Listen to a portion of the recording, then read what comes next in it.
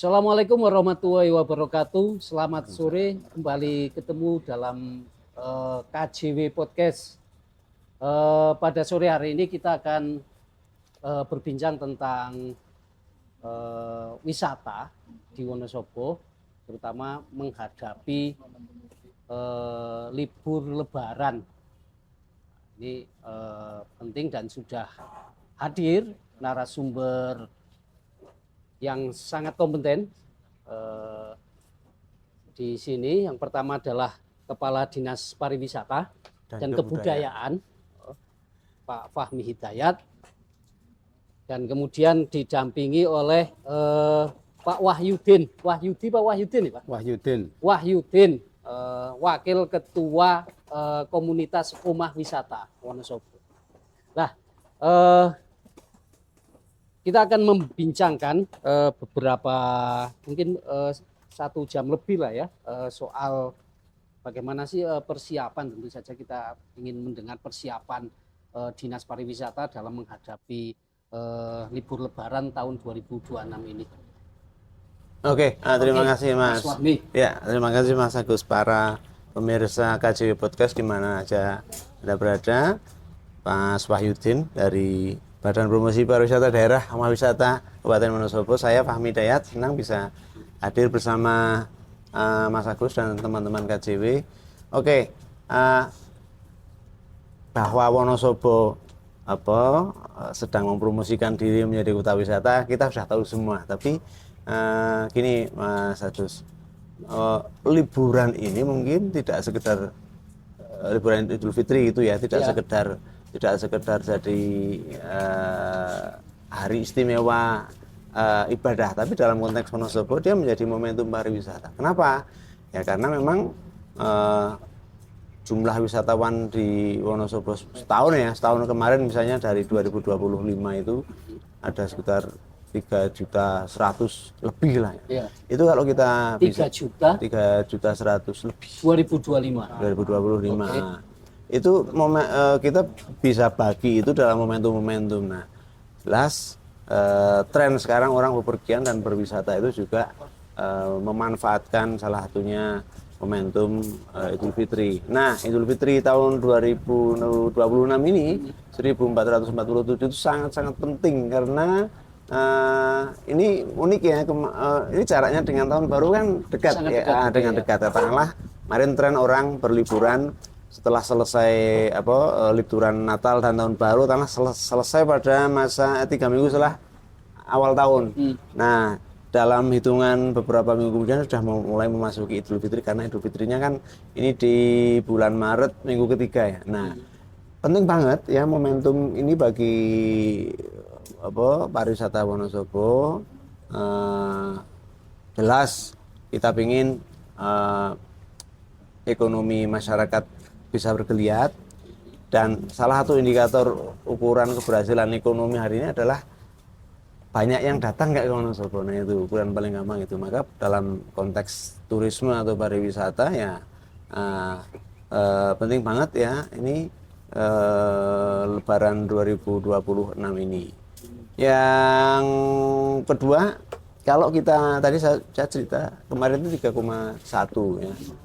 Ya, kita rata-rata saja lah ya, misalnya target wisatawan 2026 misalnya, kita juga sebenarnya gini Mas, ini juga penting kita sampaikan ya, 3,1 itu banyak atau sedikit itu kan ya. Nah, kalau ukurannya adalah akeh-akehan bahasa Jawa ini ya mungkin masih bisa ditambah ya.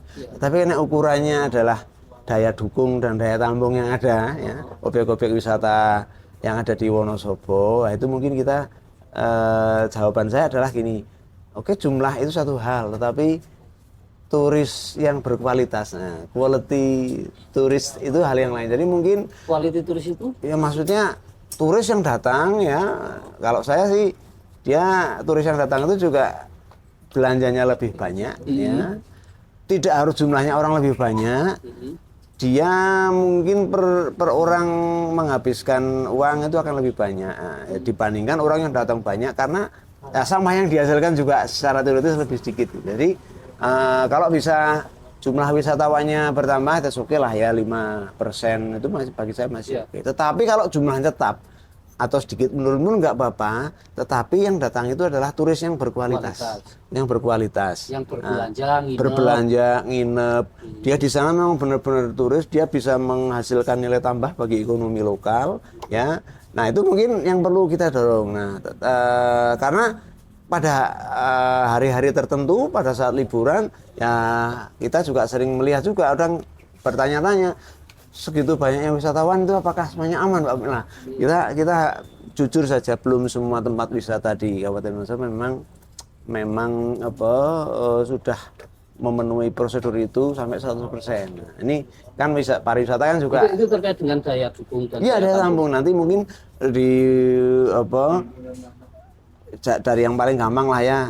Kalau mungkin kalau semua hotel, semua homestay cukup kamarnya, lah tapi jalannya, jalan menuju lokasi itu kan juga perlu dipikirkan ya, dengan topografi dan kondisi geografi menuju Wonosobo maupun menuju Dieng misalnya yang unik seperti itu, daya dukung dan daya tampung juga perlu mendapatkan perhatian. Nah jadi kita ingin ada tetap seperti itu, tapi lebih berkualitas yang datang ya. Terus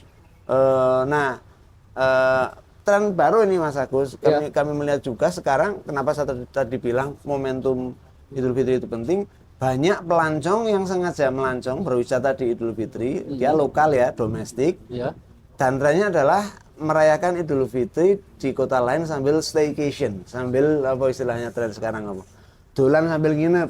Itu trennya kami amati semakin besar. Nah, maka itu terjadi di Wonosobo. Salah satunya di Wonosobo. Wonosobo juga mendapatkan banyak berkah dari itu ya. Katakanlah orang kota besar Jakarta ya, dia memang sengaja ingin merayakan Idul Fitri sambil tur ke berbagai kota, salah satunya ke Wonosobo, dan dia ingin berwisata juga. Nah, maka dia misalnya ke Borobudur tapi tetap ke Wonosobo. Yes, merayakannya ke Borobudur atau Jogja, tujuan utamanya, tapi dia tetap ke Wonosobo, atau mungkin dia ke Wonosobo sejak Idul Fitri, karena jangan lupa Mas Agus, tahun lalu Wonosobo sempat viral juga, ada salah satu atraksi ya diulang ya. Sebenarnya peristiwa ibadah yaitu sholat Id di mana? Di Desa Butuh ya. Betul. Tetapi itu menjadi viral. Nah, sekarang kita sambung momentum itu dengan adanya festival mudik ya. Ada 23 festival balon di masa mudik ini di 9 kecamatan dari tanggal 22 dan nanti akan berakhir dengan puncak tanggal 29 hari Minggu di alun-alun. Itu juga mendapatkan perhatian dari banyak netizen, sudah banyak bertanya-tanya, dan ya kami mendapatkan laporan juga dari para pelaku usaha pariwisata, trennya meningkat. Maka tadi saya bilang liburan ini Idul Fitri bagi kami, bagi Dinas Pariwisata sangat penting, karena mungkin perubahan pola perilaku wisatawan, dan mungkin orang berkunjung ke Wonosobo sekarang nggak harus nunggu Juli Agustus Mas Agus, karena cuacanya juga semakin tidak diprediksi, banyak juga pada awal tahun ya Pak Wahyu, di awal tahun juga banyak. Jadi mungkin itu kalau ya sebenarnya kalau dari segi kita tidak bisa memilih wisatawan harus yang yang berkualitas ya. Oke, paham ya. Terus gimana itu? Ya. Orang kan datang saja kan. Wisatawan datang aja. Apalagi kita ya pinginnya kan masif. Ya, memang gini, ada pendapat unik dari beberapa pakar wisata ya. Memang ketika Anda mendapatkan quality turis yang berkualitas dengan masif turis yang memang sengaja datang, ya mau nggak mau memang pemerintah dan para pelaku usaha itu harus bisa menyediakan keduanya. Tetapi kita juga menginginkan ada edukasi bagi mereka, dan cara untuk membentuk perilaku juga dipengaruhi oleh banyak pihak. Salah satunya adalah edukasi lewat edukasi promosi, maupun gini, kalau suatu terjadi fenomena itu ya, satu tempat wisata sendol banget, yang banyak datang banyak banget. Nah, itu sudah mulai banyak komentar, ini apa tidak ngeri resikonya dan sebagainya. Nah, tentu ketika ya semua datang ya kami sudah tuangkan dalam surat Mas Agus, surat edaran Bupati, juga meneruskan surat dari Bu Menteri Pariwisata ke pelaku usaha pariwisata, imbauan-imbauan. Mereka harus siap, mereka juga harus bisa menginformasikan lebih awal. Jadi apa mengurangi inilah kejadian orang tidak dapat gini, orang mau pesan kamar dan sebagainya, dia tahunya itu kalau bisa ya seawal dia pesan sudah tahu sudah sold out ya gitu. Kita sudah kasih beberapa informasi dan panduan seperti itu. Memang masif turis maupun quality turis kita terima semuanya. Ya, tapi kalau boleh pingin ya kita yang datang itu wisatawan yang inilah lebih berkualitas ya. Sudah tahu ini kan jujur kami bilang ya wisatawan yang berkualitas dia harus belanja lebih banyak ya. Tinggal lebih lama itu opsional tapi belanja lebih banyak, beli souvenir, spend money more. Bentar, ini ikat itu sama sutradara kayaknya anginnya nggak kondusif ini. Di dalam ya. Ya, kita kembali melanjutkan podcast terkait dengan wisata. Kita melakukan perubahan tempat ya karena tadi di luar hujan disertai badai, jadi angin kencang maksudnya. Tapi tidak masalah, kita kemudian pindah ke dalam ruangan. Kita akan lanjut masih bersama dengan Kepala Dispar Budi Wonosobo, Pak Hidayat, dan yang didampingi oleh bersama dengan Pak Wahyudin dari Omah Wisata Wonosobo, komunitas ya Pak ya, komunitas Omah Wisata. Pak Wahyudin, saya ingin atau apa ini masyarakat Wonosobo ingin mendengar ini tentang Omah Wisata. Ini apa sih ini komunitas paguyuban atau apa? Tolong dikenalkan dan perannya selama ini seperti apa di sektor wisata. Ya. Monggo Pak. Terima kasih Mas Agus. Pak Kepala Dinas Pariwisata, saya hormati. Assalamualaikum warahmatullahi wabarakatuh, para pemirsa dimanapun ada berada. Sebelumnya kami menyampaikan selamat menjalankan ibadah puasa di bulan Ramadan tahun 2026. Mudah-mudahan puasa di bulan ini, di tahun ini diterima oleh Allah Subhanahu wa Ta'ala. Amin, amin. Apa yang disampaikan tadi, apa sih Omah Wisata? Begini, kalau bicara wisata itu sangat kompleks. Ya. Karena sedemikiannya, maka saya kira dengan Omah Wisata itu sangat penting. Karena sampai hari ini di komunitas Omah Wisata di Kabupaten Wonosobo ada pendampingan 14 elemen, Mas Agus. 14 elemen. Elemen, oke. Tadi disampaikan oleh Pak Kepala Dinas Pariwisata dan Kebudayaan secara umum. Tapi kalau di Omah Wisata berbicara lebih spesifik kesekian banyak elemen.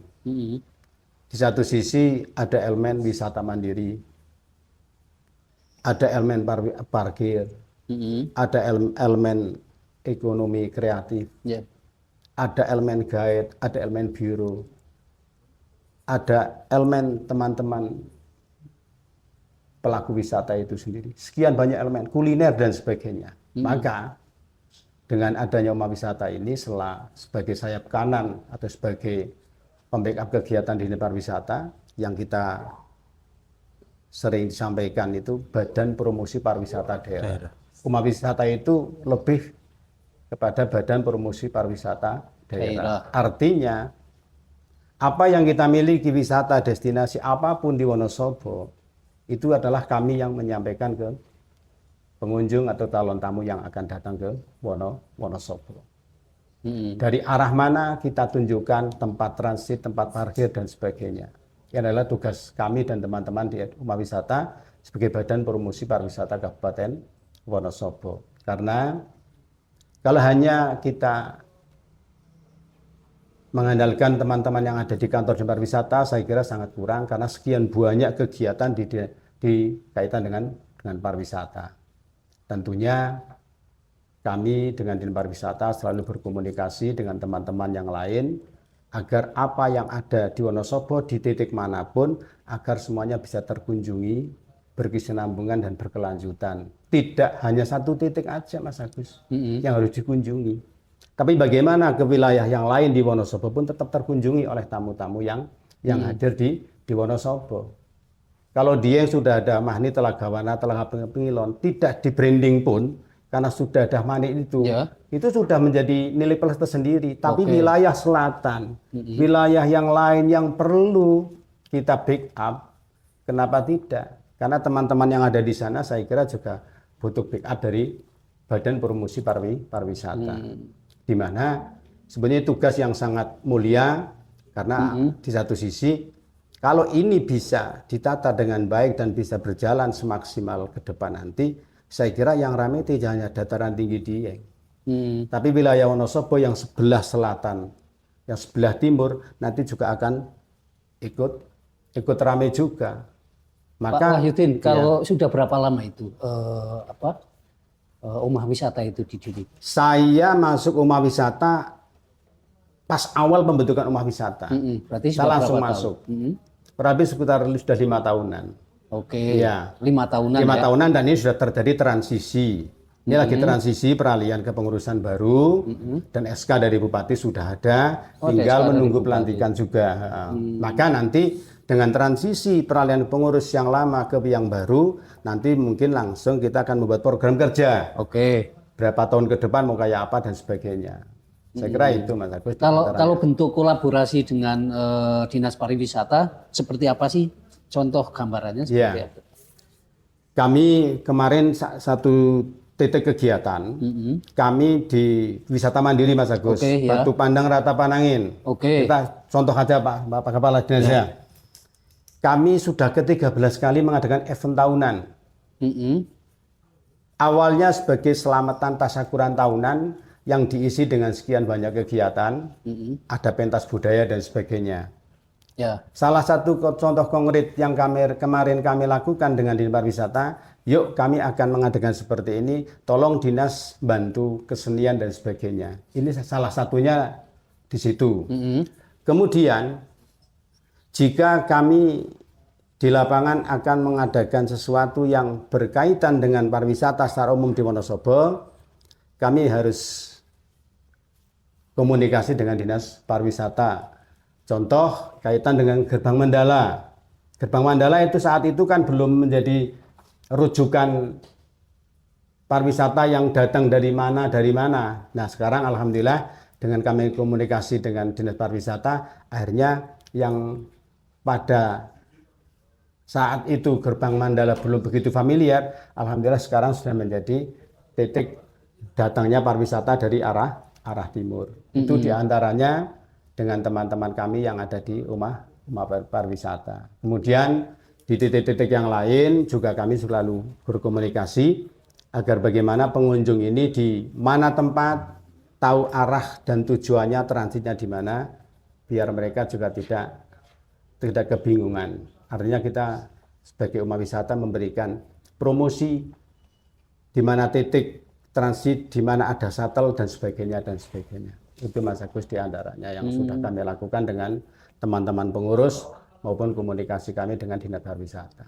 Tadi kan menyebutkan tidak hanya di wilayah sana mempromosikan wisata secara umum. Terus selain kawasan Dieng nih, gimana caranya mengarahkan wisatawan ke lokasi-lokasi yang lain? Ya, kami contoh ke pasar yang mana itu? Ting Janti. Ke Janti itu kan, berarti kami memberikan sosialisasi juga dengan tim yang lain. Setelah dari Dieng, kami informasikan juga ada pasar tradisional yang ada berarti informasi itu penting perlu sampaikan. Itu diantaranya memberikan informasi di sana juga ada pasar desa yang cara belinya tidak pakai rupiah kan begitu kan. Berarti informasinya begitu disampaikan. Tapi alhamdulillah teman kami yang ada di sana sudah berjalan, walaupun mohon maaf ya tidak mungkin semaksimal kayak Dieng, tapi yang penting sudah berjalan. Harapan kami di teman-teman pariwisata, pengurus wisata kan, teman-teman yang punya usaha itu kan ada keberlangsungan dan berkesinambungan kan begitu kan. Berarti harapannya begitu. Kami sebetulnya sangat kasihan dengan teman-teman pelaku wisata kalau hanya sesaat itu ada, kemudian setelah itu tidak ada. Ini menjadi sebuah PR kita di pengurus rumah wisata. Harapannya kami di pengurus rumah wisata itu, teman-teman yang ada di wisata ada keberlangsungan dan berkesinambungan.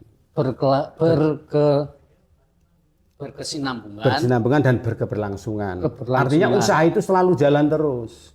Tidak hanya momen-momen 1-2 hari, setelah itu selesai.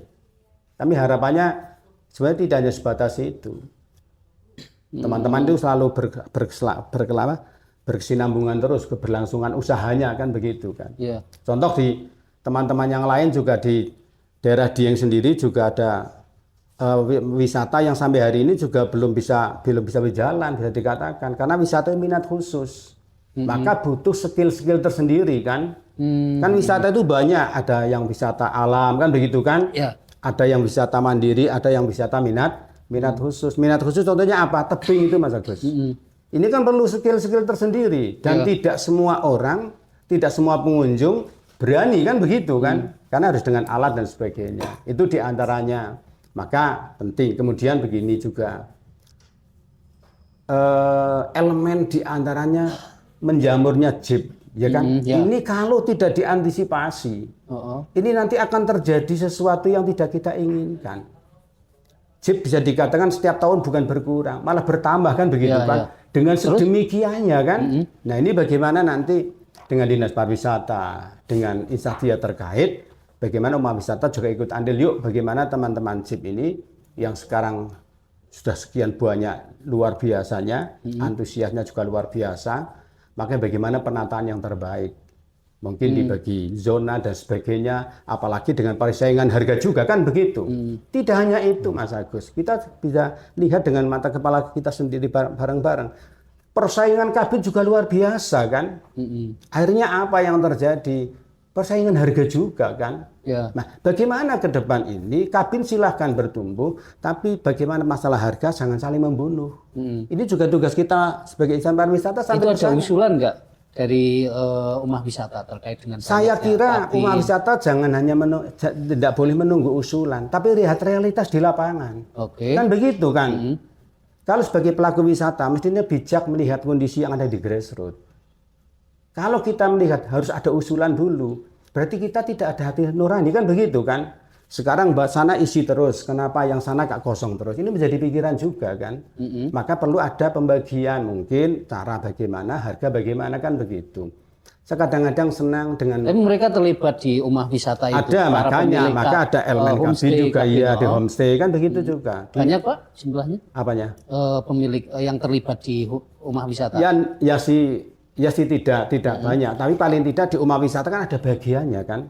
Ada bagian elemen ini divisi ini divisi itu. Masuk ke divisi itu. Saya kadang-kadang sebagai pelaku di lapangan langsung, kadang-kadang Masya Allah kasihan juga, mereka sudah dengan biaya sekian banyak, tapi kadang-kadang tidak terisi, yang sebelah terisi terus. Ini kan perlu ada musyawarah seperti apa agar bagaimana nanti. Ya kalau mereka isi ya yang lain juga isi. Sekarang sepertinya kan pokoknya hidup sendiri-sendiri kan. Siapa yang punya sinyal. Tapi siapa Pak Wahyudin, Umah Wisata paham ya arah dari kebijakan atau arah iki wisata Wonosobo mau dibawa kemana itu paham atau tidak? Pemerintah kan punya visi misi terkait dengan sektor wisata. Nah itu dipahami tidak oleh Umah Wisata?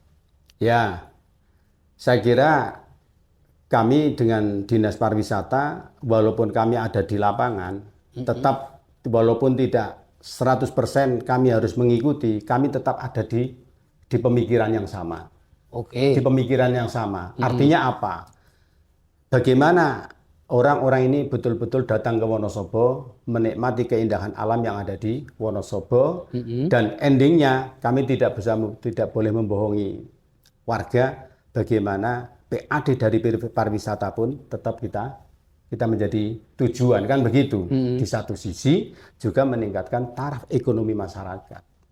Karena apapun kami tidak boleh membohongi diri. Kami dulu tidak di pariwisata, tapi ternyata di pariwisata juga ada pendapatan ekonomi yang luar biasa. Jadi arah Dinas Pariwisata Wonosobo dengan kebudayaan juga bagaimana mendorong warga Wonosobo ini juga aktif dan kreatif di pariwisata. Karena di satu sisi di situ pun ada pendapatan ekonomi yang luar biasa. Kami dulu kan petani kan, secara utuh saya kan petani. Dulu kalau orang kami kan kalau tidak petani sayur tidak akan dapat uang kan. Ternyata sekarang sebagian ke profesi pariwisata, ternyata di situ juga ada cuan yang dapat kan begitu Mas Agus. Oke. Ya. Oke Pak, ini Pak, tempat kembali ke Kepala Dinas Pariwisata ini tempat-tempat yang mungkin sedikit dipromosikan ya terkait dengan tempat-tempat wisata yang mungkin akan mengalami peningkatan jumlah kunjungan di Wonosobo mana saja libur Lebaran besok.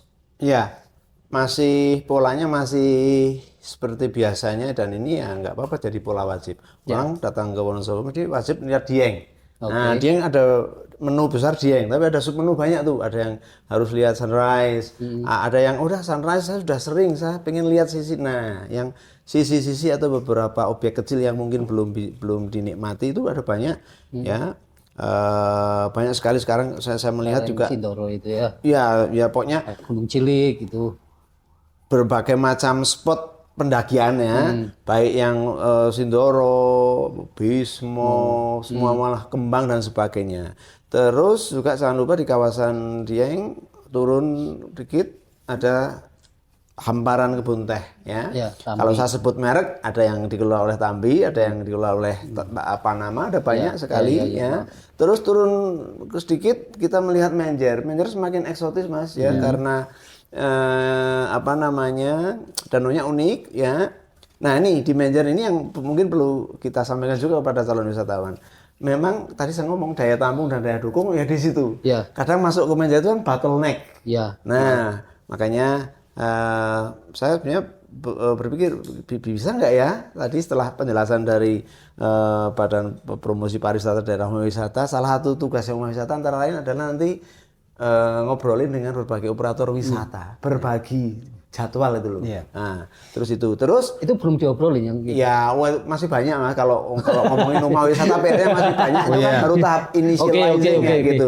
Nah, saya lanjutkan lagi. Kalau udah ke Menjer, orang turun ke bawah ada banyak ya.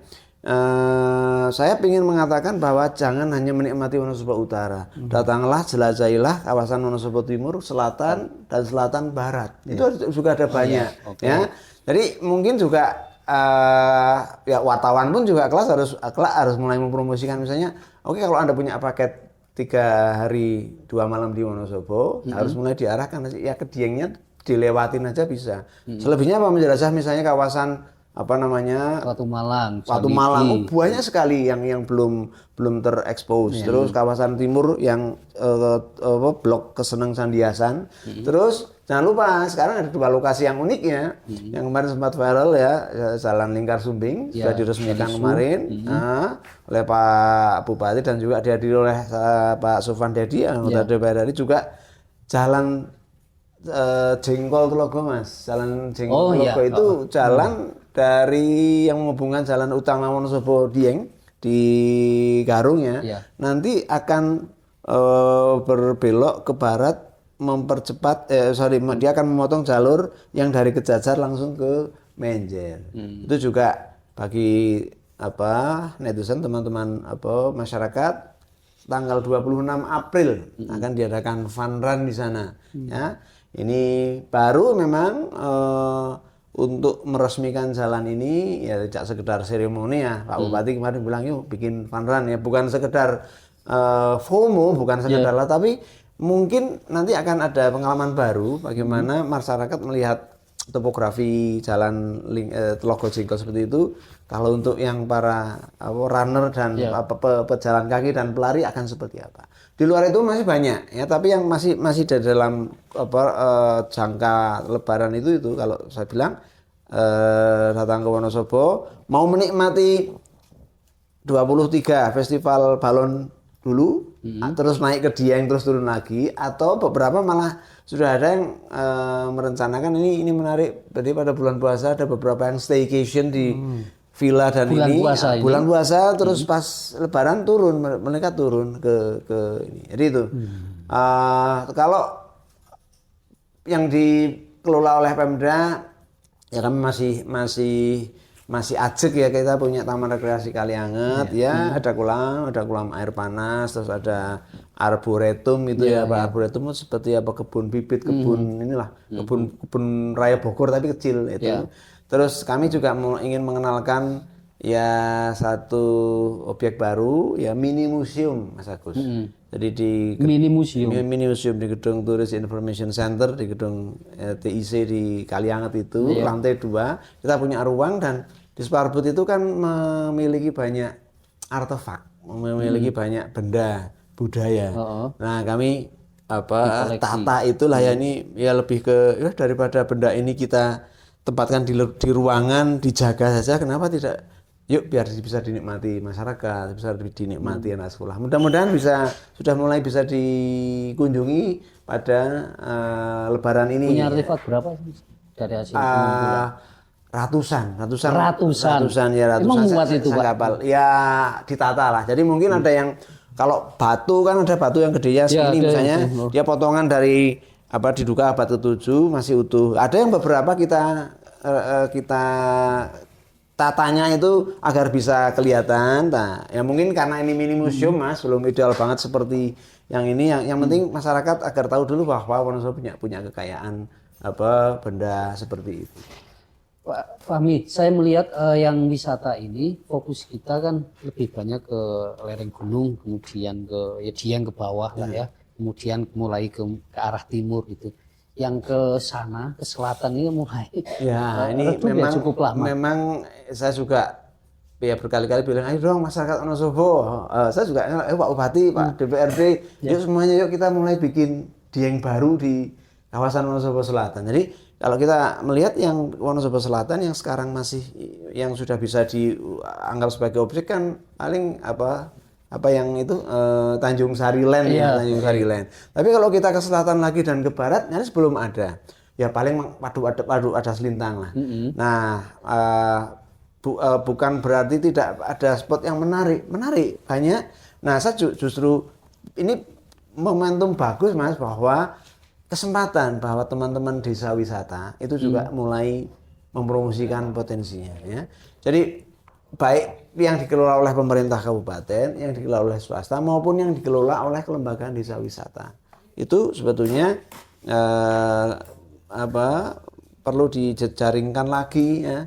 Jadi orang nanti ketika wisatawan dari luar, Wonosobo itu beragam. Ada yang level kawasan dataran tinggi Dieng, yang ada yang level mungkin atraksi kecil-kecil atau objek yang spot hidden gem ya gitu, yang kecil-kecil levelnya hanya desa, dan itu mungkin akan jadi wisata minat khusus karena mungkin daya tampungnya juga nggak mungkin ribuan, hanya ratusan. Misalnya kalau di Selukatan ada kolam yang ada itu, saya yakin ada ratusan spot di situ. Jadi mungkin cara kita untuk membagi tidak ngelumpuk semuanya di kawasan Dieng adalah itu. Dan promosi pariwisata daerah harus ikut mempromosikan tuh Mas. Pak Kadin, dulu sempat kita punya banyak sekali desa wisata klaim lah ya. Jadi desa wisata desa wisata kemudian diwujudkan ada ini mulai ada rintisan ini yang sudah. Tapi sekarang itu desa wisata banyak sekali yang kemudian juga hilang pamor. Bahkan lokasi-lokasinya juga wisura terkenal meneh atau sudah tidak ada pengunjung gitu. Mudah sekali itu layu. Itu menjadi perhatian Dinas Pariwisata enggak? Ya tentu sih kita pinginnya desa wisata itu juga tujuannya bukan sekedar kalau bikin desa wisata nanti akan dapat bantuan kan enggak ya. Jadi memang kalau secara di atas kertas ada 50-an, 57 atau 54 desa wisata. Tapi ya kalau saya boleh jujur, yang sudah menunjukkan indikasi itu ya mungkin di bawah 5 yang sudah menunjukkan indikasi ada niat, ada passion, ada kelembagaan yang terbentuk, ada ini belum ada 5. Nah kita terus bina karena desa wisata menurut undang-undang kepariwisataan yang baru Mas, desa wisata itu sekarang soko guru pariwisata justru desa wisata. Nah ini Pak Fahmi, saya punya jadi kadang-kadang kita membentuk desa wisata ini terlalu mahal harus bangun infrastruktur dan lain-lain. Sementara nih menurut saya desa bersih saja, kemudian tertata rapi saja, itu kan bisa mengelola limbahnya saja. Wonosobo kan view-nya sudah selesai. sudah bagus loh menghadap kemana saja. Ya. Bisa nggak sih didorong nggak usah lah desa wisata harus bangun dalan bangun gazebo dulu, bangun tempat bersih saja sudah jadi tempat wisata itu sebenarnya. Sangat bisa Mas, ini mungkin bisa jadi proyeknya KJW ini ya. Wes. Cari satu desa wisata atau desa apapun lah ya. Dia belum punya label atau predikat desa wisata, tapi di situ sanitasinya sudah bagus, layout atau tata desanya, dasar fisik sudah bagus. Misalnya gini, ayo ditantang saja. Ini kan kerso mboten masyarakat ditanjuri di depan rumah itu mau kernikir semua, bougainville semua dan sebagainya. Ya, dengan warnanya yang direncanakan. Terus di situ rumah nggak perlu mewah, yang penting mempertahankan aslinya, tapi fasilitas di dalamnya, fasilitas untuk kamar mandi dan WC itu sudah layak untuk standar wisata, itu sudah cukup untuk di branding menjadi desa wisata seperti itu.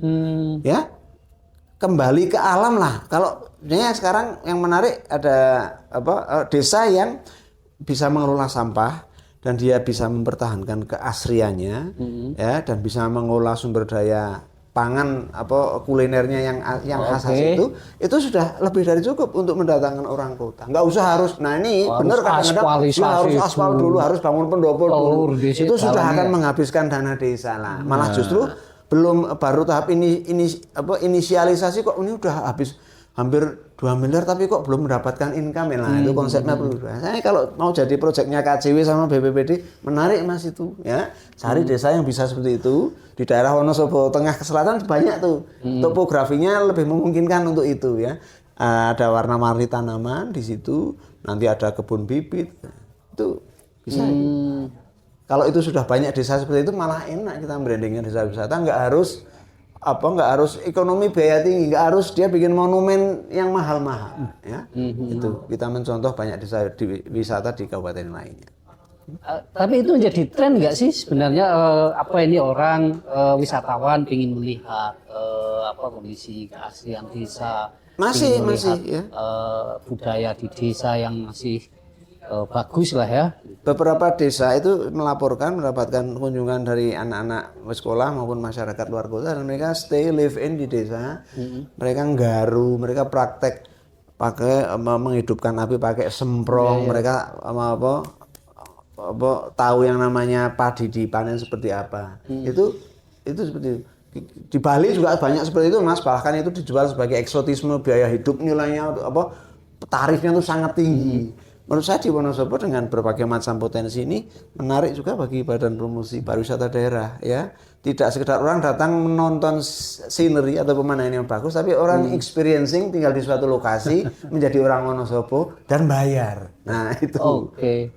Pak Wahyudin, gimana coba wisata kita biar lebih ramai, lebih kreatif lagi gitu. Omah wisata bisa nggak sih melakukan pendampingan gitu, tidak hanya mobilisasi aja. Menurut Omah Wisata sebetulnya modalnya bukan masalah Dinas Pariwisata dan Kebudayaan. Modalnya bukan harus ada pengurus Omah Wisata maupun badan promosi. Justru modal yang paling utama adalah kesadaran warga atau masyarakat itu sendiri, Mas. Itu modal yang paling awal. Tadi disampaikan oleh Kepala Dinas. Kita contoh ambil satu pilot project di satu kampung, dibuat yang indah dan sebagainya tanpa harus ada biaya dulu. Itu sedemikian indahnya, tapi kesadaran yang sampai itu yang sedemikian mahalnya. Kami sebagai pelaku wisata betul-betul ada di kesadaran sendiri, Mas. Tidak semua itu harus dengan tahapan kesadaran. Apa yang kami kelola sampai hari ini, Mas Agus, betul-betul dari kesadaran.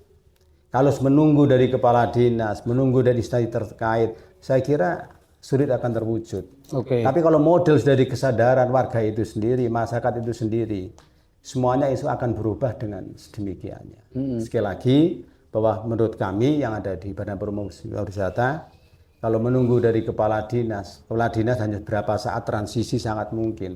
Tapi kesadaran masyarakat itu sendirilah yang paling mahal. Termasuk di kawasan dataran tinggi Dieng.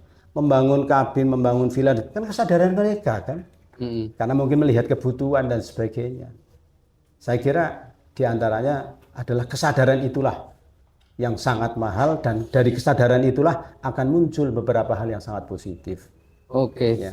Ini sebelum melangkah ke yang anu Pak, yang soal festival mudik. Saya ingin Pak Fahmi. Apa ya? Kolaborasi yang lebih intens gitu ya. Yang super intens ya, terkait wisata ini dengan sektor lingkungan dan sektor pertanian. Pola komunikasinya selama ini atau koordinasinya gimana sih Pak? Ya. Kok sering ini ribut nih. Ada homestay, kabin apa buang sampah ke sungai, itu kan sudah kejadian tuh. Kemudian juga ini mengambil areal-areal lahan sektor wisata, tiba-tiba sekarang buah jadi kabin, dan kabin ini tanggung-tanggung lho Pak, nang pinggir pereng kabeh. Artinya di kemiringan-kemiringan, karena itu ingin view, ingin ada sensasi dari pengunjung atau sensasi dari wisatawan, pingin nginep di kabin yang punya kemiringan. Itu gimana sih Pak? Ya, saya coba jawab sesuai dengan porsi saya. Tapi kalau saya boleh ngomong agak off the record, mungkin gini ya, karena lingkungan itu dianggap sebagai sektor tersendiri, pertanian subsektor tersendiri, kepariwisataan subsektor tersendiri. Nah, di luar itu ada sektor tersendiri lagi, perizinan sama tata ruang. Itu dianggap sektor yang setara. Nah, jadi mungkin dengan karena seperti itu Mas, jadi seolah-olah ya sudah, orang kalau mau bikin tempat wisata yang penting sudah mendapatkan izin dan tata ruang, ya sudah, tanpa merasa dia harus bisa bisa melakukan harmonisasi dengan kebutuhan tadi itu. Sementara di sisi lain topografinya di Wonosobo, bentang alamnya kan seperti itu. Nah, saya mengakui memang ini mungkin belum tumbuh sepenuhnya cara pandang tentang dengan bentang alam yang seperti ini masih bisa loh kita membuat semacam tempat-tempat akomodasi wisata, tapi bentuknya, materialnya, fasadnya, komponen bangunannya itu nggak harus sama dengan bahan bangunan yang ada di bentang alam yang datar. Lah itu mungkin yang perlu diedukasi. Yang kedua, ini mungkin juga ini masih merupakan wacana dan agenda juga ya, kalau kita ingin konsisten dengan tema kita, katanya Wonosobo itu pusat agribisnis dan pusat pariwisata terkemuka. Tidak sekedar pertaniannya maju, pariwisatanya maju, tapi menurut saya ada tadi itu pertalian antara keduanya ya. Pertanian dengan pariwisata bukan hanya sebagai sektor masing-masing, tapi sebagai sektor yang ada keterkaitannya. Jadi mungkin perlu juga sekarang mulai dimunculkan, misalnya dalam bentuk praktik desa wisata lingkungan. Nah, misalnya. Ya misalnya desa wisata lingkungan, kalau pemerintah desa wisata pertanian, di situ ya desa wisatanya itu ya oke lah, pemandangan alamnya pasti bagus kalau di Wonosobo ada seperti itu, ada beberapa spot dia punya air terjun kecil, bisa yang alami maupun bisa dibangun juga bisa lah, kecil aja, nggak usah yang gede-gede mahal, tapi di situ sudah ada misalnya contoh desa yang disata praktek-praktek pertaniannya sudah organik, itu sekarang itu menurut saya yang juga perlu dan kami di Sparbud akan senang menerima input itu ya, sehingga pariwisata itu tidak melulu sesuatu yang big, yang monumental, yang gede-gede. Nah, itu juga mungkin bisa didorong agar cara berwisatanya, misalnya tadi ngomongin soal jeep ya, jeep kan sudah overloaded ya Mas. Kenapa tidak didorong wisatanya justru jalan kaki, justru jalan kaki antar desa itu. Termasuk ini ya,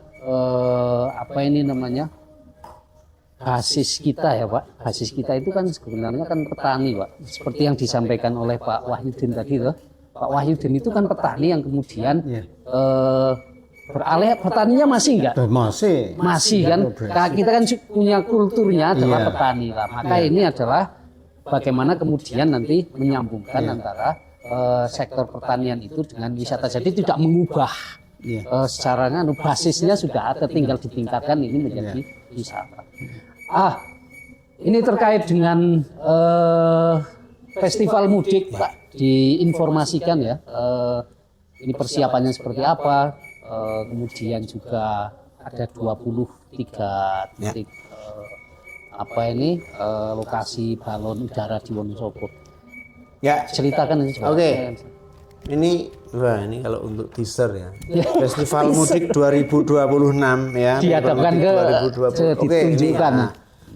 Saya bawa ini, jadi masyarakat Wonosobo ya, kita besok tanggal 22 sampai 29 akan ada yang namanya Festival Mudik. Ini event kelima, Mas, sudah kelima. Memang diselenggarakan pada waktu Lebaran, ya. Namanya Festival Mudik, filosofinya yang bagaimana memfestivalkan sesuatu yang bisa dinikmati para pemudik. Oke. Nah, tidak hanya pemudik para warga rantau Wonosobo di luar kota atau warga diaspora Wonosobo yang pulang, tetapi juga tadi itu wisatawan dari kota besar yang dia ingin yuk ke arah timur, nggak sekedar mudik tapi juga sambil staycation. Nah, konsepnya festival mudik itu apa? Mengangkat, nguri-uri, melindungi dan mengarahkan serta memberi tempat bagi hobi masyarakat Wonosobo, yaitu apa? Balon udara. Wonosobo kan masih terkenal dulu tiap kita kecil tuh, nah balon tapi dilepas dulu. Nah, seiring banyaknya frekuensi penerbangan berbayar, maka sudah ada beberapa tahun terakhir kita sudah kolaborasi dengan otoritas bandara, airnav dan sebagainya, dan sudah terbentuk komunitas balon Wonosobo, Mas. Sekarang sudah aktif, dan desa-desa yang besok menyelenggarakan itu pun juga sudah aktif berjejaring dengan itu. Konsepnya nguri-uri kabudayaan, juga mendorong agar balon bisa menjadi alat untuk mendapatkan ekonomi. Nah, maka besok ada 23 lokasi ya, ada di Gemblengan, Lumajang, Wonolelo ya, Butuh, Tanjung Sari ya, Kembaran Kalikajar, Sumber Dalem Kertek, Mendolo Bumi Reso, Karangluhur Kertek, Semayu, Selomerto, Simbang, Mudal ya, dan Sandiasan, Mangunrejo, Sukoharjo, Mirombo, Bojasari, Kalibeber, Lamuk, Tempel Sari, Gondang, Tumenggungan, Selomerto, dan diakhiri dengan festival mudik puncaknya di alun-alun Minggu 29. Jadi masyarakat, teman-teman netizen silahkan ikuti Instagramnya Dinas Pariwisata ya, Disparbud Wonosobo atau Wonosobo Hebat. Ada semuanya lengkap itu jadwalnya di situ soal festival mudik. Nah, apa namanya? Tentu kalau datang ke festival mudik kan dia nggak hanya nonton balon terus pulang. Ya. Nah, karena festival mudik itu balon itu sehari ada yang sehari ada yang 3 lokasi, 4 lokasi dan sebagainya. Mudah-mudahan wisatawan pun juga bisa mendatangkan trickle down effect, Mas, bagi wisatawan. Yang jualan cilok, jualan bakso itu bisa laku, yang jualan souvenir juga bisa laku, dan pengunjung itu tidak hanya datang ke festival balon, dia juga ya nilai apa lokasi-lokasi yang tadi itu.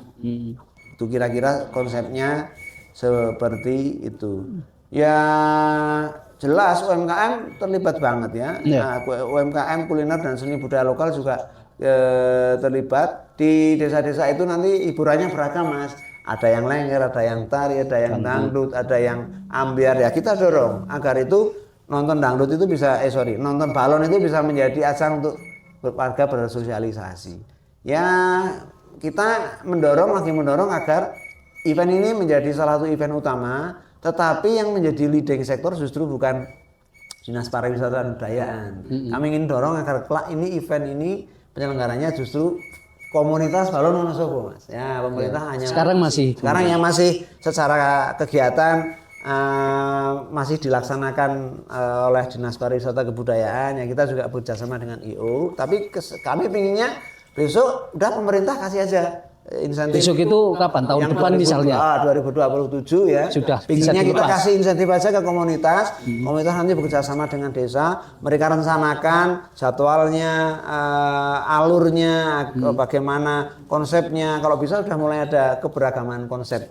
Itu mulai Tapi tahun ini mudah-mudahan festival mudik itu bisa mendatangkan banyak wisatawan, mendorong ekonomi Wonosobo juga ikut meningkat.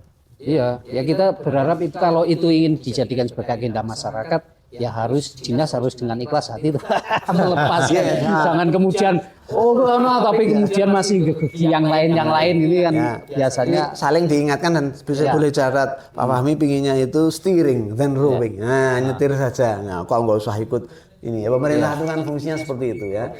Sudah ada Badan Promosi Pariwisata, dia tinggal steering aja. Yang melaksanakan masyarakat, BPBD mungkin bisa menjadi semacam lembaga penasihat itu ya. Strateginya perlu dibikin seperti itu. Tapi yang melakukan ini justru masyarakat semuanya. Kalau Pak Wahyudin untuk festival apa ini namanya festival mudik ini ada apa? Apa kolaborasinya, apa dorongannya, apa atau keterlibatannya apa di sini? Terus terang kami di Badan Promosi Pariwisata belum terlibat secara utuh kaitan dengan festival mudik. Festival mudik, ya. Akan tetapi itu jelas menjadi bagian promosi Kabupaten Wonosobo sendiri. Ya. Karena ternyata di Wonosobo juga ada event balon mudik juga. Artinya Festival mudik. festival mudiknya itu dengan kegiatan balon udara. Oke. Yang selama ini wisata kita kan gunungan, view dan sebagainya. Ya. Tapi ternyata di Wonosobo juga ada potensi wisata kaitan dengan festival mudik dengan balon udara tadi. Artinya nambah sebuah khasanah tersendiri untuk Wonosobo yang ternyata Wonosobo juga punya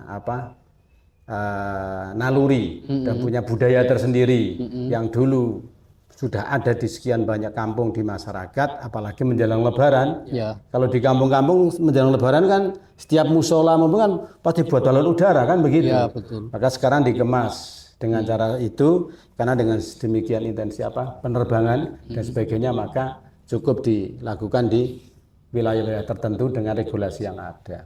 Intinya Badan Promosi menyampaikan apresiasi dengan dinas yang berkaitan dengan festival mudik ya Pak Kadis ya. Ya mudah-mudahan ini menjadi tambah satu kegembiraan lagi bagi warga Wonosobo yang mudik dari kota pulang ke kampung ke Wonosobo. Ternyata di Wonosobo ada budaya tersendiri yang dulu mungkin sudah hampir terpendam. Alhamdulillah sekarang ada lagi, walaupun bentuknya tidak di kampung, tapi di satu titik tertentu yang sudah ditentukan oleh dinas maupun teman-teman yang lain.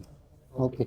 Kalau melihat nanti prediksi sedemikian masif balon udara, prediksi lonjakan wisatawannya seperti apa sih Pak? Ya mudah-mudahan sih ada yang tanya berapa yang datang total, ya itu mungkin kalau di alun-alun saja itu mungkin bisa 30.000 lebih. Itu yang puncaknya. Kalau lonjakan lonjakan jumlah wisatawan di Wonosobo selama masa Lebaran, ini saya sebutkan angka 2025 Mas. Wonosobo itu 496.530. Ya kita termasuk inilah mungkin terbesar di Jawa Tengah ya. Meskipun ya kadang-kadang metode pelaporannya masih beda-beda. Ada yang orang kalau singgah di Masjid Jami, masjid apa, itu kalau di kota lain dihitung, kalau di sini kemarin belum misalnya loh. Jadi itu pun sudah termasuk tinggi lah.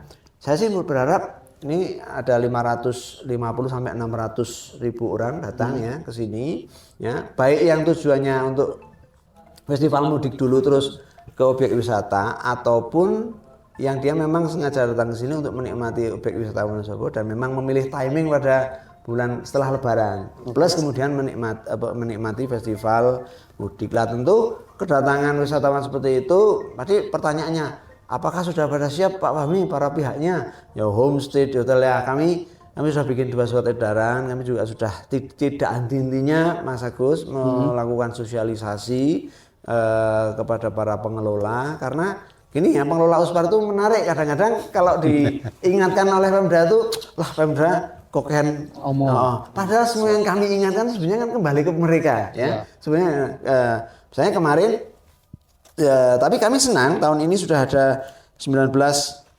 pelaku usaha pariwisata kemarin mendapatkan sertifikat ini CHSE. Berapa jumlahnya? Ada 19. 19. Yang berminat banyak tetapi gugur dalam proses administrasi. Nah, untuk tahap pertama itu baru CHS itu berarti meliputi apa saja? Cleanliness atau kebersihan, health atau kesehatan, oke. S-nya itu safety ya, keselamatan, dan E-nya itu environmental sustainability ya, dia ke inilah lingkungannya kelestarian lingkungan. Nah, kemarin sudah ada itu ya, saya dan teman-teman dan Pak Bupati juga ada kasih pesan, ini jadi momentum ini. Tapi pemberian itu tidak formalitas toh, artinya ada penilaian itu dinilai Mas oleh lembaga sertifikasi usaha ketat itu. Dari lembaga yang sudah tercapai, dia menilai, melakukan assessment, dicek benar cara dia menyajikan makanan, bagaimana dia mengambil air untuk bagaimana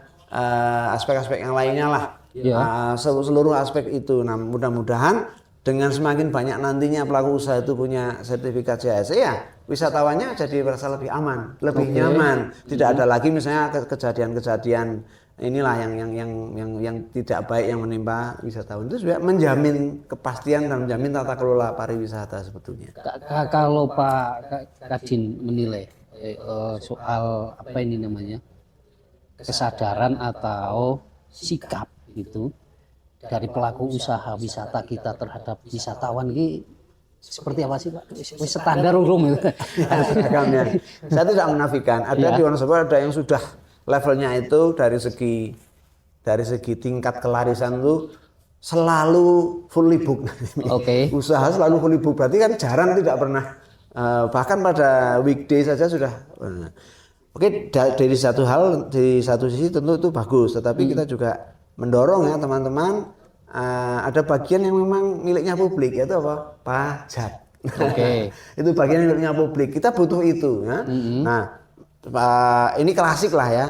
Pertanyaannya, saya bayar pajak manfaatnya apa? Ya kalau pajak itu semuanya dibayar, nanti kan Pemda tambah dapat pendapatan, terus Pemda bisa membangun. Memang tidak semuanya, belum semuanya bisa dikembalikan ke dalam sektor transportasi di wilayah kawasan wisata itu, Mas, misalnya. Nah, jadi tapi masih banyak di sisi yang lain pelaku usaha yang penting saya dapat share, dapat market kayak itu ya, perizinan nantilah gampang dan sebagainya lah. Ini juga yang kedua yang saya ingin share ke teman-teman soal perizinan dan sertifikasi hari ini mutlak.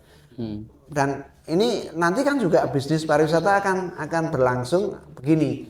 Masyarakat, netizen, customer nantinya akan memilih. Saya kalau mau nginep cari hotel yang ada logo CHSE-nya, misalnya seperti itu. Nanti akan terbentuk. Bagaimanapun ekosistem ini agar bisa berkelanjutan seperti tadi kata ini, pelaku usahanya pun juga harus menyadari. Makanya kami juga mengimbau di kesempatan ini, ayo segera urus izinnya. Tentu akan didampingi oleh Pemda.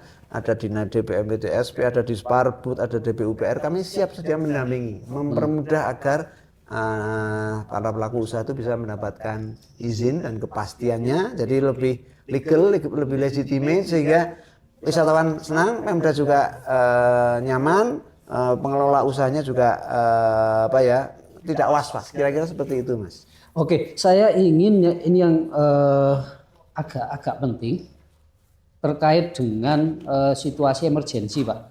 Ya. Saya nggak membayangkan 40.000 orang nanti di Wonosobo jalan-jalan akan seperti itu, kemudian kemacetan di kawasan Dieng itu.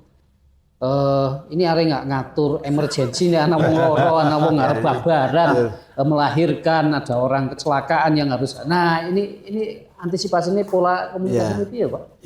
Ya, saya harus ngomong jujur saja, ini memang semoga nggak ada. Udu dongo. Tapi bukan berarti kita nggak siap-siap. Kita sudah beberapa kali termasuk rapat resmi di Pemda, tektokan itu ya dengan Polres, dengan jajaran teman-teman Satpol PP, dengan jajaran teman-teman dari yang menangani perhubungan di Sperkimhub, juga BPBD tentang damkar. Tadi itu memang kalau ditanya apakah ideal banget, ya enggak ideal. Kita berusaha seperti kemarin dengan Polres juga pada waktu Zoom dengan pusat, Polres juga sudah merencanakan akan melakukan beberapa langkah mitigasi. Bagaimana jalur dari Wonosobo ke Dieng di tiap kilometer, di jarak sekian kilometer mungkin nanti akan ada petugas, atau sambil mengaktifkan pemantauan, melihat CCTV dari jaringan CCTV yang dimiliki Pemkab maupun jaringan yang lain. Terus mungkin ada buka tutup dan sebagainya dari segi arus. Kalau dari segi yang tadi itu puncak acara festival mudik di alun-alun, ya kami sudah diwanti-wanti, termasuk kami juga sudah mengarrange kepada event organizer-nya. Nanti dalam tahapan checklist terakhir, Mas Agus, tetap akan ada penempatan ambulannya, petugasnya, pemadam kebakarannya, dan akses alternatif tercepat menuju rumah sakit. Jika terjadi itu kami pikirkan, meskipun layout alun-alun ya sudah seperti itu, tapi tetap caranya misalnya di jalan yang paling gampang, misalnya di pojok Paguyuban tetap orang bisa melakukan dan harus ada petugas di sana yang harus membuka ruang agar misalnya dibutuhkan. Ya paling langkahnya seperti itu. Oke, kita sudah pada masuk ke babak akhir pembicaraan kita. Saya sebenarnya ingin pembicaraan yang lebih lanjut lagi di beberapa hal Pak Fahmi, tapi nanti kita mungkin di lain waktu lah ya. Podcast dengan senang hati Mas. Soal konsep-konsep yang tadi itu saya pikir harus diperkuat gitu ya. Karena kalau tidak nanti ngomong keberlangsungan itu nanti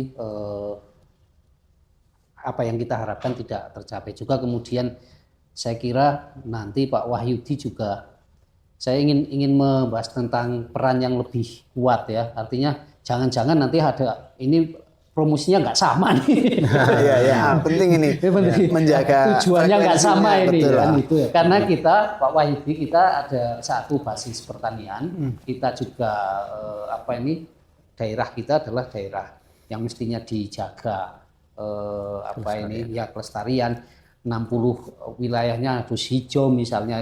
Kita tidak nganu dengan wisata, tapi wisatanya ini kan harus menyesuaikan juga kondisi-kondisi yang ada di Wonosobo. Saya kira malah akan lebih menarik ke depan dengan menjaga itu orang akan datang. Saya kira itu, tapi saya ingin mendapatkan ini Pak, kesan atau pesan lah kepada pemirsa KJW ini terkait dengan wisata dan terutama festival mudik ya. Kesiapan Pemkab sendiri menghadapi festival mudik dan juga menyambut wisatawan di libur Lebaran nanti. Seperti apa Pak? Ya, baik untuk masyarakat Wonosobo, untuk pemirsa podcast dari KJW, untuk netizen, untuk para calon wisatawan, mudah-mudahan stay safe sampai kita masih ada 2 minggu lagi, insya Allah Lebaran, puasanya tetap harus lulus. Habis itu yang mau ke Wonosobo kami dengan terbuka menyambut Anda semuanya. Ya, siapkan tubuh yang fit, mumpung sampai Wonosobo, jangan cuma mager di hotel, tapi bisa beradventure ke beberapa lokasi yang memang ke trekking dan sebagainya. Terus penting diingat, jangan sungkan-sungkan menghubungi otoritas ya. Di Wonosobo di Sparbud kunjungi Instagramnya, ada kami hotline-nya juga ada. Terus jangan sungkan-sungkan tanya, dan kami melayani hotline pada hari itu pun juga selama libur itu kami tetap ada yang bertugas Mas. Kebetulan selama libur seminggu pertama kali di Lebaran kan bareng dengan festival mudik ya, penyelenggaraan festival balon selama festival mudik. Ya mudah-mudahan dengan liburan Lebaran Idul Fitri tahun ini 1447 Hijriah 2026 itu kembali momentum pariwisata Wonosobo akan terjaga. Ya mudah-mudahan kedepannya semakin baik. Dan yang paling penting mudah-mudahan wisata yang datang itu, wisata yang tumbuh itu semakin mengembangkan potensi pariwisata, ekonomi kreatif, kebudayaan, juga mengembangkan potensi ekonomi bagi Wonosobo. Itu yang bisa saya sampaikan. Yang mudah kita nanti ngobrol lagi Mas, ya. Gimana agar konsep yang sustainable itu bisa dibahas. Oke, Pak Wahyudin, pesan-pesannya untuk masyarakat nih terkait dengan wisata di Wonosobo. Ya. Kami menyampaikan kepada warga masyarakat Wonosobo, marilah kita bangkitkan kesadaran kita kembali untuk menuju Wonosobo yang lebih indah dan lebih berkah, agar tamu-tamu nanti yang akan datang ke Wonosobo tidak tamu yang pertama dan yang terakhir. Akan berkali-kali dengan keindahan dan keramahan warga Wonosobo. Karena pintu keberhasilan adalah keramahan dan keindahan yang kita miliki kalau kita rawat dengan baik. Insya Allah kalau dengan demikian nanti akan ada di Wonosobo, pengunjung yang akan datang Wonosobo mungkin akan 2, 3, 4 kali. Oke. Saya kira itu.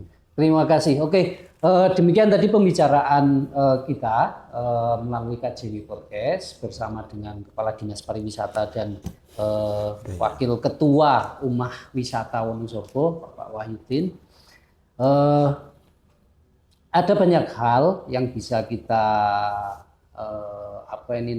bisa kita simpulkan dari pembicaraan ini, bahwa Wonosobo tentu saja akan menjadi lokasi kunjungan wisatawan pada saat festival, pada saat libur Lebaran, karena ada banyak kegiatan, ada banyak atraksi, ada banyak event yang akan digelar oleh Dinas Pariwisata bersama dengan masyarakat. Dan Wonosobo adalah masyarakatnya itu suka membuat banyak kegiatan. Nah, ini yang paling penting, dan kegiatannya unik tentu saja, menarik untuk bisa menjadi untuk dikunjungi. Nah, kita akan ketemu lagi, mungkin saya berharap akan ketemu lagi dengan Kepala Dinas Pariwisata ini terkait dengan konsep wisata di Wonosobo yang itu lebih memiliki perspektif masa depan. Saya menyebutnya masa depan karena berorientasi pada keberlanjutan. Nah, ini yang paling penting agar wisata kan tidak hanya habis hari ini, ya harus terus dinikmati, dan itu harus ada upaya-upaya yang lebih kuat dari pemerintah dan masyarakat untuk tentu saja untuk meningkatkan kesejahteraan melalui sektor wisata. Demikian yang bisa saya sampaikan, kurang lebihnya jika ada hal-hal yang kurang nanti masih perlu diperdalam akan kita perdalam lagi. Saya akhiri. Assalamualaikum warahmatullahi wabarakatuh. Waalaikumsalam warahmatullahi wabarakatuh.